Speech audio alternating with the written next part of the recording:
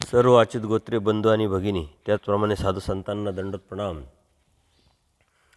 सर्वज्ञ एकांगी फिरत आहे आणि ह्या सर्व लीळा काही कारणास्तव, काही प्रसंगानुरूप ज्या भक्त जे परमेश्वराच्या सन्निधानात आहे त्या सन्निधानातील भक्तांना आपल्या पूर्वश्रमीच्या लीळा आठवणी परमेश्वर सांगत आहे.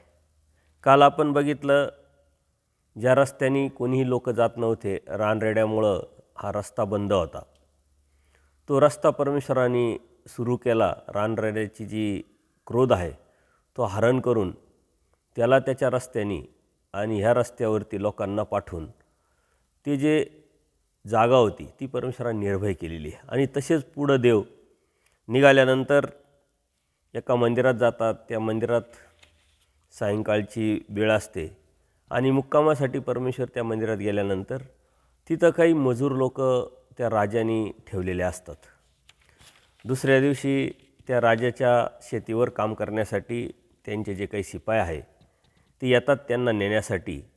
आणि ते सर्व शेतमजुरांना घेऊन जात असताना ते परमेश्वराला सुद्धा बघतात, परंतु ते शिपाई परमेश्वराला ओळखू शकत नाही आणि त्यांना देवसुद्धा मजूरच वाटतात आणि देवालाही त्यांच्याबरोबर घेऊन जातात. शेतामध्ये गेल्यानंतर जेही शेतीचं काम असतं ते वाटून दिलं जातं, प्रत्येकाचं काम सुरू होतं.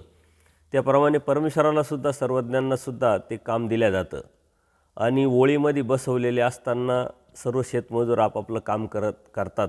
परंतु देवाने तिथंच आसन स्वीकारलेलं आहे, कोणतंही काम न करता बसून राहिलेले आहे.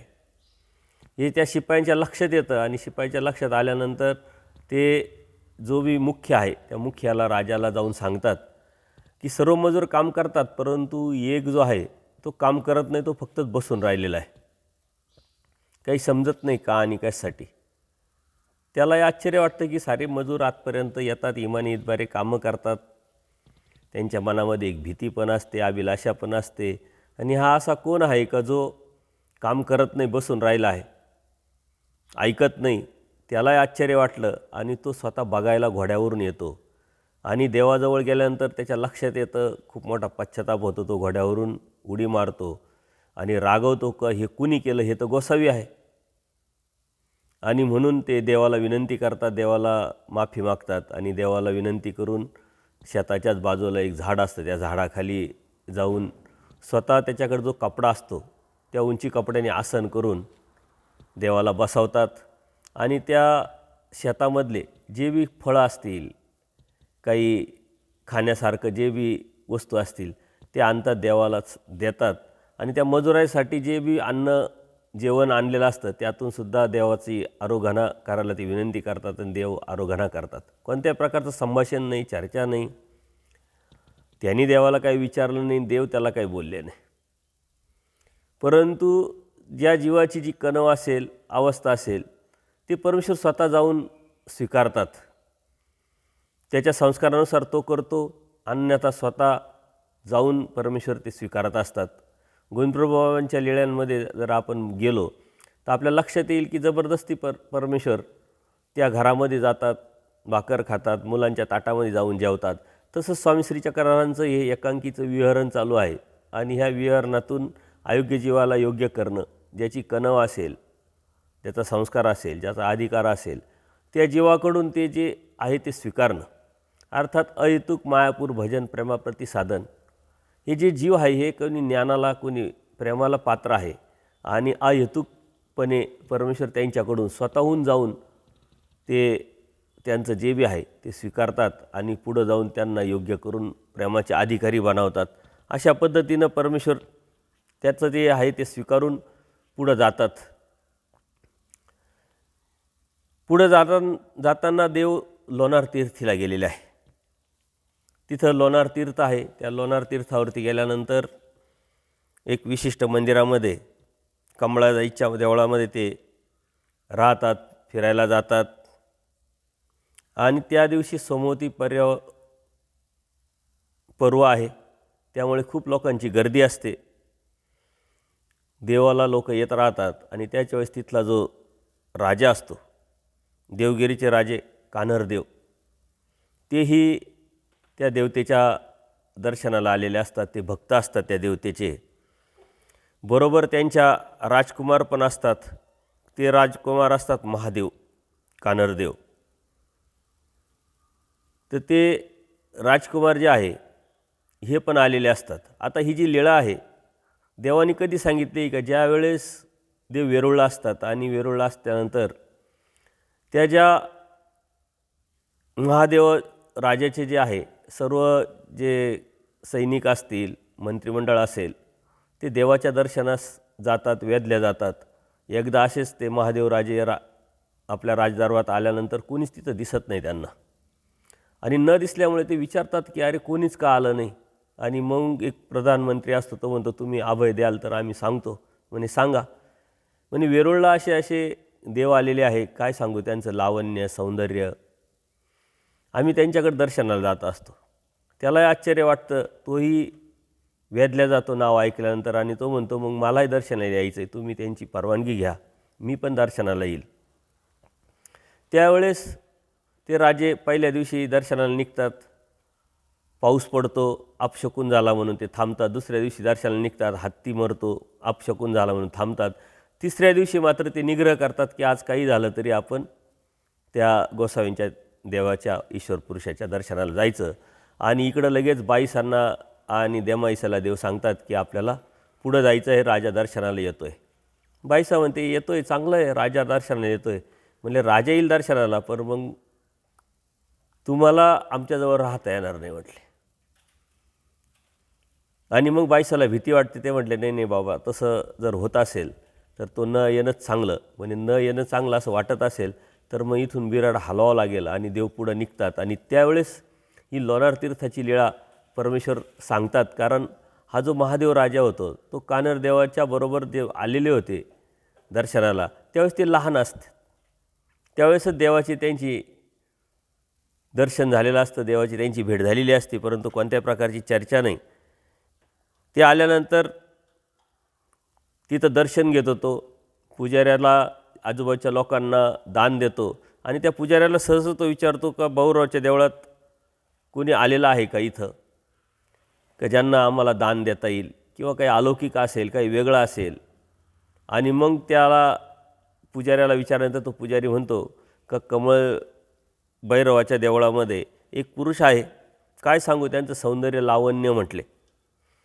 आणि अनेक गुण त्यांनी त्या राजापुढं वाखाणल्यानंतर कान्हरदेवालाही वेद निर्माण झाला आणि त्या दर्शनाची ती वाट पाहायला लागली. ते पुरुष कोण्या ठिकाणी भेटतील म्हटले. असं म्हणून त्या पुजाऱ्यांनी देवाकडे त्यांना घेऊन आले. कान्हरदेव तिथलं जे तारातीर्थ आहे त्या तीर्थाला तो राजाला घेऊन येतात. तारातीर्थाच्या वडाखाली देव बसलेले असतात. आणि कान्हरदेवाबरोबर पुजारी होता, त्याने म्हटले ज्यांचे वर्णन केले ते हेच पुरुष आहे आणि हेच देव आहे. कान्हरदेव तसेच समोर आले. आपल्या सेवकाकडून त्यांना परमेश्वराला अक्षरशः भरपूर द्रव्य दिलं, सोनं नाणं दिलं. ती सोन्याची थैली परमेश्वरासमोर ठेवली, नमस्कार केला. आणि ते राजाचे सैनिक असतात, सेवक असतात, ते देवाला म्हणतात की देव हो देव हो, घ्या महाराष्ट्र प्रदेशाचा जो राजा आहे, सिंगन चक्रवर्तीचा जो पुत्र आहे राजा कान्हरदेव, तुमच्यावर प्रसन्न झाला आहे म्हणे, अजूनही ते काही देतील म्हटले. त्यावेळेस मात्र तो राजा संस्कारी असतो आणि तो राजा त्या सेवकाला म्हणतो अरे राजा तुमच्यासाठी, यांच्यासाठी मी राजा नाही म्हटले. अरे वेडांनो, हा कान्हरदेव आम्ही तुमच्यासाठी भले राजा असेल म्हटले, पण सर्वज्ञांसमोर तो यचकिंतितही नाही म्हटले. सर्वज्ञांना याची काय गरज आहे असं म्हणून ते त्यांना शांत बसवतात. पण देवसुद्धा त्याची जी शब्द आहे ते खरे ठरवतात. ते त्या राजाकडं बघतात, सोन्याच्या थैलीकडं बघतात आणि मातीकडं बघतात. त्या राजाच्या लक्षात येतं की यांना मी सोनं आणि माती सारखंच वाटतं आहे. त्याच्यामुळं त्यांच्या लक्षात आल्यानंतर ते दर्शन घेतात आणि तसेच पुढं निघतात. परमेश्वरही कोणत्याही प्रकारचा त्यांना प्रतिक्रिया न देता, प्रश्न न विचारता, त्यांनीही काही न विचारता दर्शन घेतलं आणि पुढे निघाला. परंतु तो राजा असतो, तो राजा सहजच सेवकाला सांगतो की ही इतकी निष्पृह आहे, वैरागी आहे, यांना कोणत्या प्रकारची अपेक्षा नाही, परंतु ही आता ती थैली घेतील की नाही घेतील, ते काय करतील, हे सहजच लांबून लांबून तुम्ही थोडंसं देखरेख करा, बघा. तो राजा निघून गेल्यानंतर मात्र देवही उठले, निघून गेले आपापल्या पुढच्या प्रवासाला. आणि मग ती थैली उचलून तो शिपाई त्या राजाकडे येतो आणि सांगता का त्यांनी कोणत्या प्रकारच्या थैलीला हात न लावता ते निघून गेलेले आहे. राजाला आश्चर्य वाटतं. राजा दुसऱ्या दिवशी परत दर्शनाला जातो. त्या पुजाऱ्याला विचारतो का कालचे जे पुरुष आहे ते भेटतील का. त्याला उत्सुकता लागते. ते शोधण्यासाठी जातात, परंतु भेट होत नाही. तिसऱ्या दिवशी पुन्हा राजा दर्शनाला जातो आणि त्यावेळेस मात्र परमेश्वराची त्यांची पुन्हा भेट होते. ते देवाला विनंती करतात, नम्र होऊन विचारतात की ह्या पैशाचं आम्ही काय करू. आणि मग त्यावेळेस देव त्यांना सांगतात की कारण राजा जो असतो तो राजा काय विचार करतो का हे जे पैसे आहे हे तर आपण देवतेला दिलेले आहे. या सुवर्णमुद्रा राजभांडारात काही तर टाकता येणार नाही, परत आपल्याला घेता येणार नाही. आणि त्यामुळं तो त्यांना विचारतो का हे घेणं अयोग्य आहे, तर आम्ही याचं काय करू. आणि मग देव सांगतात सुवर्णमुद्राचं काय करू म्हटल्यानंतर कुमारेश्वराच्या देवळाभोवती भिंत बांधा म्हटले, कमळाच्या देवळाला मंडप करा, चुन्याचा गिलावा द्या. म्हणजे थोडक्यात ते जे मंदिर आहे ते देवतेचं असेल किंवा ते स्थान असेल त्याचं सर्व तुम्ही पुनर्स्थापित करून त्याला जे बी मेंटेनन्स आहे ते करा, असं परमेश्वरांनी तेवढंच सांगितलं. आणि राजा निघून गेला. राजाने त्यानंतर त्या पैशातूनच तिथली सर्व डागडुजी वगैरे त्या मंदिराचं भिंत बांधलेली आहे. ते ऐतिहासिक लोणार सरोवर हे ऐतिहासिक ठिकाण आहे. तिथं उल्का पडल्यामुळं खूप मोठं विवर पडलेलं आहे आणि अनेक सायंटिस्ट लोकांनी तिथं जाऊन शोधण्याचा प्रयत्न केला नेमकं हे काय. अजूनही विज्ञानाला ते गूढच आहे, परंतु परमेश्वरांनी तिथं जाऊन त्या ज्या गोष्टीवरती प्रकाश टाकलेला आहे. अशा ठिकाणी देव तिथून निघतात आणि पुढच्या प्रवासाला गेल्यानंतर त्या राजाला दर्शन देतात. आता हाच राजा जो महादेव राजा आहे, परमेश्वराची इथं पहिली भेट होते. दुसरी भेट वेरूळला होते आणि तिथं देवाने ती भेट नाकारलेली आहे. आणि त्याच राजाची तिसरी भेट येण्याचा योग आलेला होता, तो त्र्यंबकाला आलेला होता. देव त्यावेळेस सिन्नरला होते आणि त्याला समजलं का जे वेरूळचे पुरुष आहे ते सिन्नरला आलेले. आणि त्या ठिकाणी आपल्या सैन्याकरवी साऱ्या सिन्नरचे मंदिरं शोधल्यानंतर कोणत्याही मंदिरात दिसले नाही ते. आणि एक छोट्या 14 चौकाच्या वाड्यात देव असतात. हे मंदिर खूप छोटं आहे. एवढं राजा ज्या पुरुषाला दर्शनाला येऊ राहिले ते किती मोठे योगी पुरुष असतील, किती मोठे गोसावी असतील, असा सहजच तो मंत्री विचार करतो. म्हणून तो स्वतः न बघता एका शिपायाला तो सांगतो की आतमध्ये कोण आहे बघा. आणि त्यावेळेस तो शिपाई आत येतो. त्यावेळेस देव एकटेच असतात, सर्व भिक्षेला गेलेले असतात. आणि सिन्नरच्या त्या मंदिराच्या पुढील एका खांबाला देव आपली घोंगडी असते ती पांघरून उभे असतात. ते विचारतात की कोणी श्री चांगदेव राऊळ आहे का. तर देव त्या ठिकाणी प्रथमच गुजरातीत बोलतात की इथं कोणी चांगदेव राऊळ नाही आहे, एक आहे तेही बाहेर गेलेले आहे. अशा पद्धतीने त्याला उत्तर देऊन ते सांगतात की इथं कोणी नाही. आणि मग त्या राजाचं तिसरंही दर्शन तिथंच राहून जातं. बाईसा देवाला विचारतात की असं काय आहे की तुम्ही त्या राजाचं दर्शन टाळताय. म्हणजे देव सांगतात की तो राजा अधिकारी आहे. दर्शन होताच त्यांनी सर्व राज्य सांडून दिलं असतं आणि माझ्याबरोबर राहिला असता, अर्थात तो प्रेमाचा अधिकारी आहे. आणि तसं जर झालं असतं तर ह्या राज्यावरती संकट येऊ शकतं आणि सर्वसामान्यांपर्यंत जो मला धर्म पोचवायचा आहे, सर्वसामान्यांना जो देव दाखवायचा आहे, हिताचं ज्या 4 गोष्टी सांगायच्या आहे, त्याला अडचण येऊ शकते. आणि म्हणून देवाने ते दर्शन टाळलेलं आहे. अर्थात भविष्यामध्ये पुढच्या जन्मात किंवा कधी देवाने त्याला नक्की दर्शन देऊन पुढच्या प्रवासाला घेऊन गेले असतील यात शंका नाही. परमेश्वराला ज्याला द्यायचं आहे ते स्वतःहून जातात, घेतात, आणि ज्याला द्यायचं नाही ते स्वतःहून टाळतात.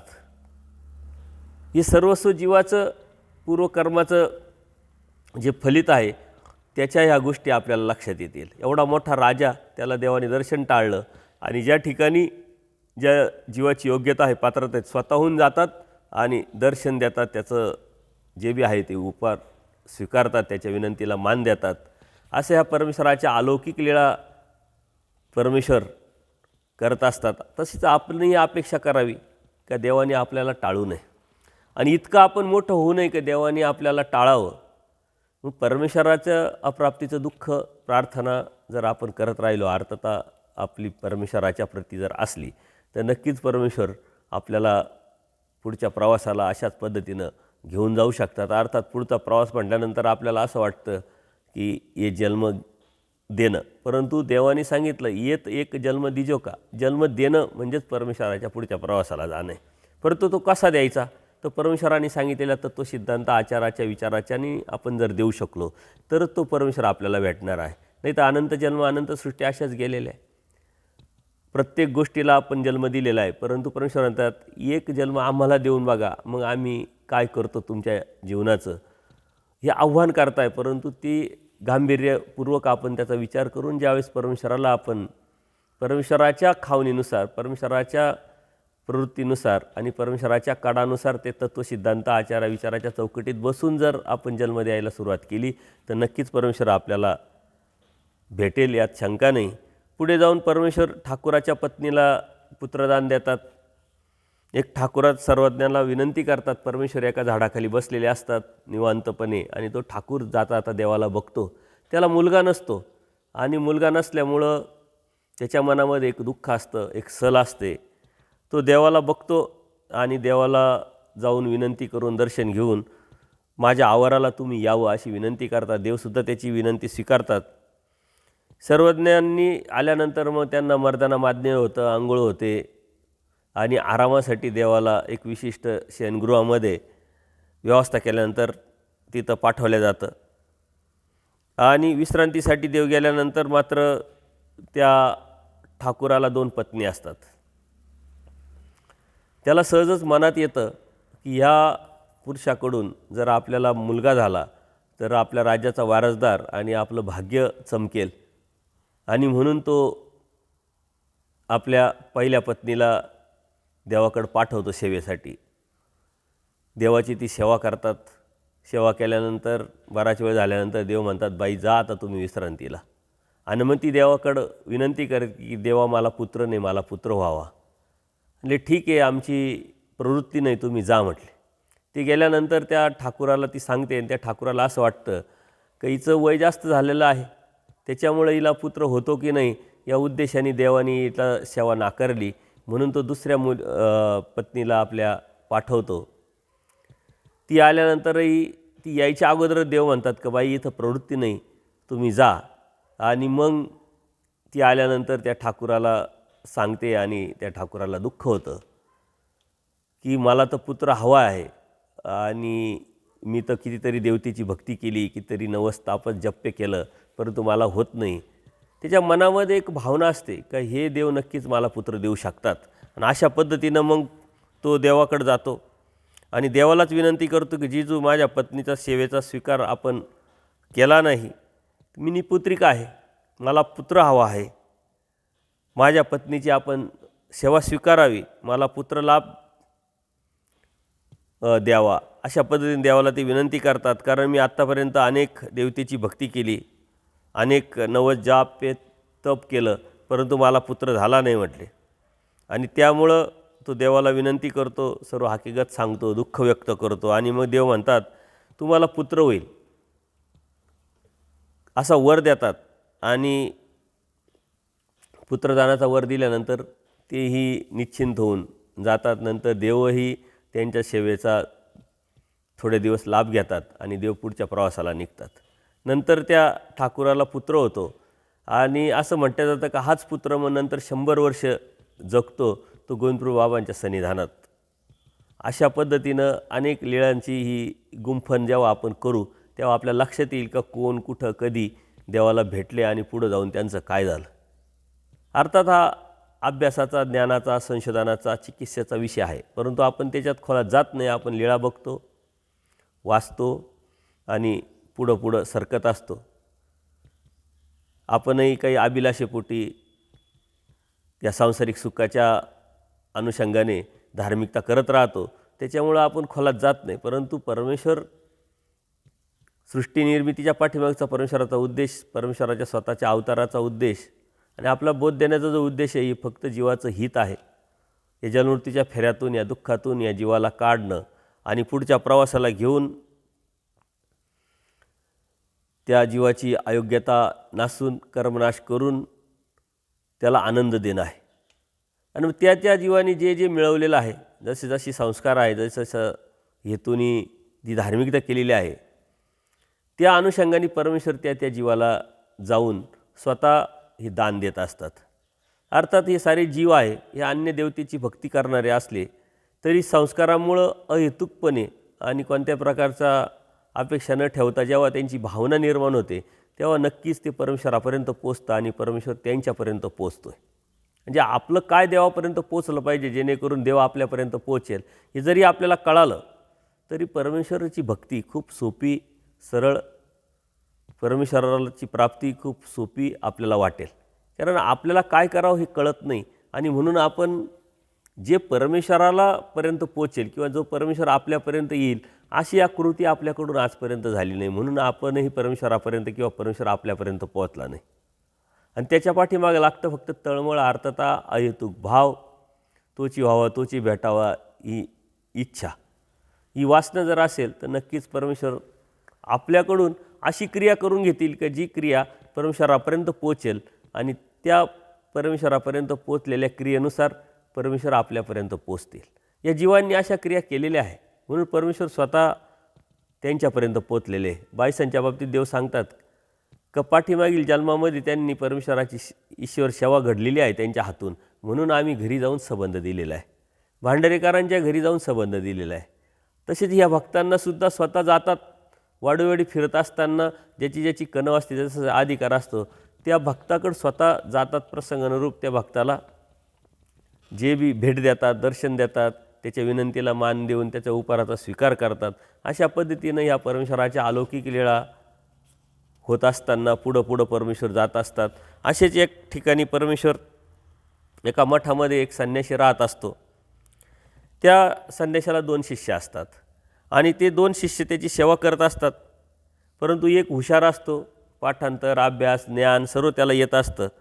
परंतु दुसरा शिष्य असतो तो फक्त सेवा करत असतो, त्याला मात्र अभ्यास, ज्ञान, बौद्धिकता हा प्रकारचा असा काही विषय नसतो, गंध नसतो.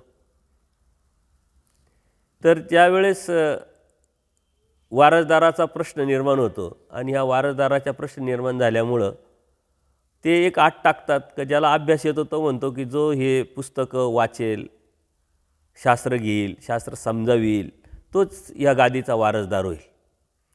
आणि ही अडचण दुसऱ्याला माहीत झाल्यामुळं त्याला माहीत आहे की आपल्याला ते वाचता येत नाही, लिहिता येत नाही, ते काही सांगता येणार नाही, त्यामुळं अप्रत्यक्षरित्या त्याची सेवा खूप मोठी जरी असली तरी तो त्या गादीचा वारसदार होत नाही आणि पुढे जाऊन तो अत्यंत दुःखी होतो. आणि तो दुःखी झालेला जो जीव आहे तोच नेमका परमेश्वराला भेटतो. कारण त्याला मठातून आता काढून टाकलेलं असतं. मठातून काढल्यानंतर त्या गावाला देव योगायोगाने त्याच वेळेस जातात. अर्थात त्या जीवाची काही कणव असेल ते देव बसलेले असतात, त्याच वेळेस तो देवाच्या दर्शनाला येतो, दंडवत घालतो, श्रीचरणाला लागतो आणि मग तो सांगतो की आमच्या गावामध्ये सभा भरली, त्या सभेने असं ठरवलं की जे पुस्तकं आपल्या गुरूंचे वाचेल, सांगेल, तो ह्या मठाचा मठाधिपती ठरेल, वारसदार ठरेल. आणि मला तर काही वाचता येत नसल्यामुळं मला त्यांनी मठातून बाहेर काढलं. आणि मग देव त्याला सांगतात की तो काय कर, परत जा, साऱ्या गावकऱ्यांना बसव आणि मी वाचून दाखवतो असं म्हण. पुन्हा ती सभा बोलव म्हटले आणि पुस्तक उघडून पहा, तुला आपोआप वाचता येईल. ते म्हणतं मला तो वाचताच येत नाही, कसं काय आपोआप वाचता येईल. म्हणले तुला मी जे सांगतो ते कर. आणि मग त्या पद्धतीनं त्यांनी सर्व सभा बोलवली, पुस्तके आणले गेली, तो पुस्तक उघडताच वाखवू लागला, सर्वांनी टाळ्या वाजवल्या, देव स्वतः तिथं असतात. आणि मग ते गाव त्याला मठाधिपती बनवतं, वारसदार बनवतं आणि दुसऱ्याला ते बाहेर घालवतात. आता सर्वज्ञाच्या वरदाने त्यांनी मोठ पुस्तके जिंकली. तो सर्वज्ञांना जेवण द्यायचा, परमेश्वराला त्यांनी विनंती केली तुम्ही इथंच राहावं.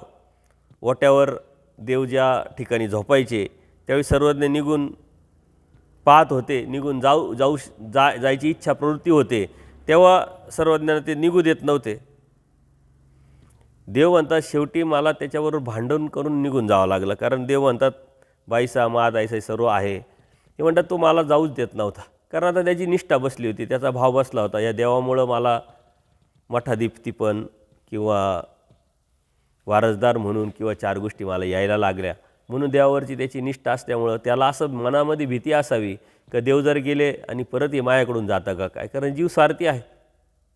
परंतु या लीळेतून देवाने हे दाखवलं आहे का जे दास्य करणार आहे त्याची भावना शुद्ध आहे, त्याचा भाव शुद्ध आहे, हेतू शुद्ध आहे, त्यालाच परमेश्वर भेटेल, समजेल, कळेल.